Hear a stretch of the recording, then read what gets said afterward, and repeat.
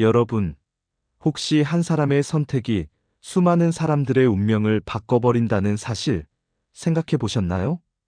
역사 속에는 이런 사례가 정말 많습니다. 그런데 성경에서도 이런 이야기가 나오는데요.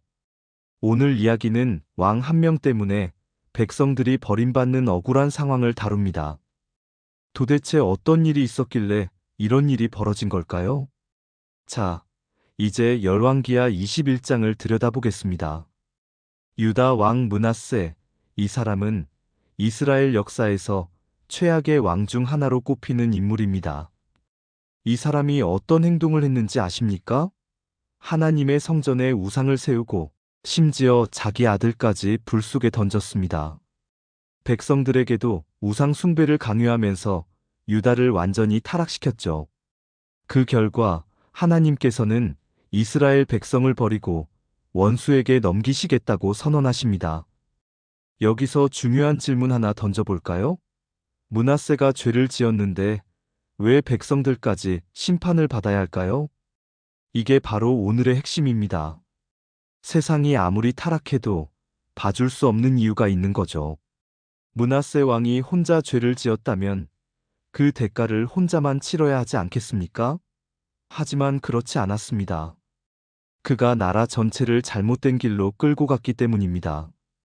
여기서 더 중요한 것이 있습니다. 과연 백성들은 정말 억울하기만 한 걸까요? 단순히 왕이 시킨 대로 따르기만 했다면 그 책임에서 자유로울 수 있을까요?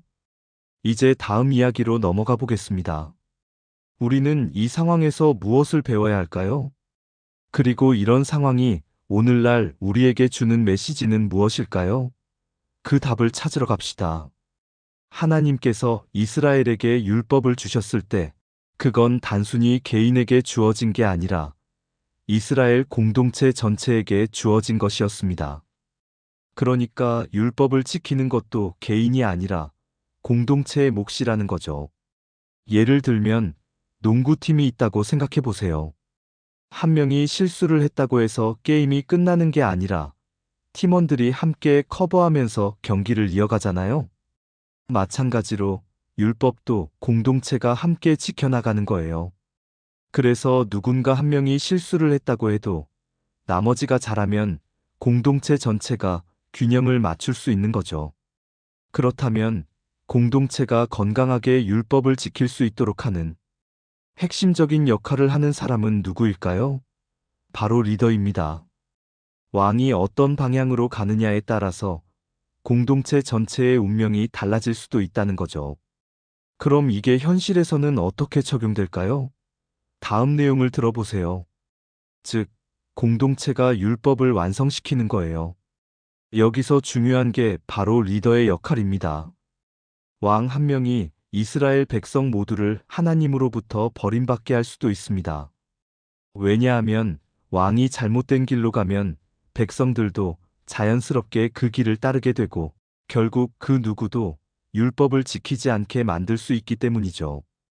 그렇다면 백성들은 억울한 게 아닐까요?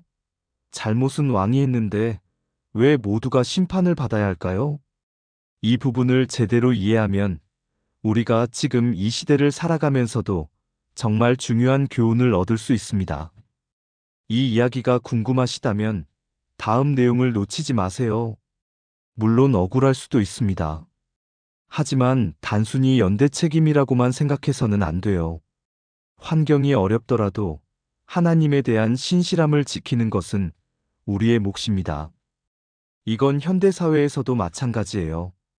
예를 들어 제사 때 절을 해야 한다는 사람도 있고 사회생활을 위해 적당히 유흥을 즐겨야 한다고 말하는 사람도 있어요. 모두가 하는 일이니까 나도 따라야 한다는 논리죠.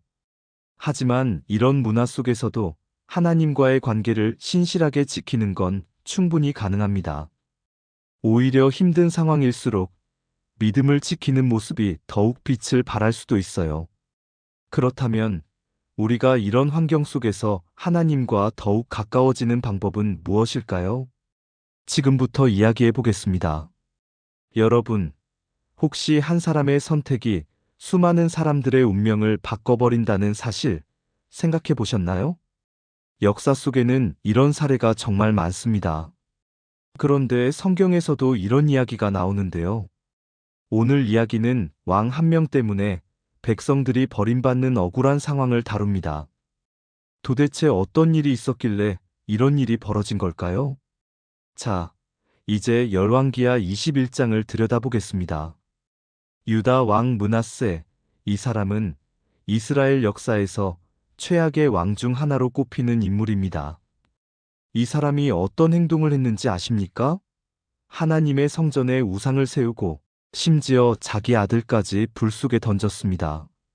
백성들에게도 우상 숭배를 강요하면서 유다를 완전히 타락시켰죠.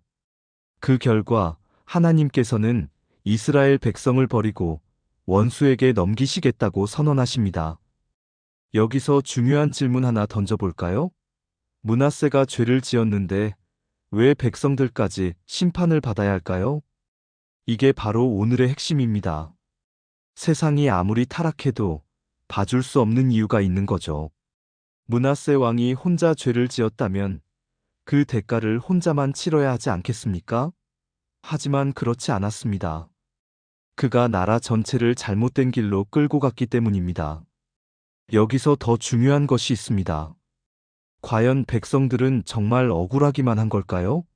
단순히 왕이 시킨 대로 따르기만 했다면 그 책임에서 자유로울 수 있을까요? 우리는 지금 이 시대를 살아가면서도 같은 고민을 하게 됩니다. 사회가 악해지고 지도자들이 잘못된 길로 가더라도 우리는 어떻게 살아야 할까요? 단순히 세상을 원망하고 환경 탓을 하면서 살아야 할까요? 오늘 내용을 마치며 함께 기도하고 싶습니다. 하나님, 오늘 말씀을 통해 저희가 세상을 탓하기 전에 스스로를 돌아보게 하심에 감사합니다. 우리에게 주어진 환경이 어렵더라도 끝까지 하나님을 붙들고 신실함을 지킬 수 있도록 도와주소서. 때로는 흔들릴 수 있지만 그 순간에도 하나님께 돌아갈 수 있도록 은혜를 베풀어 주세요. 세상이 아무리 타락해도 우리 마음이 하나님께 온전히 향할 수 있도록 붙들어 주세요. 하나님의 크신 사랑과 은혜를 더 깊이 깨닫게 하시고 매일매일 주님의 뜻을 따라 살아가는 삶이 되게 하소서.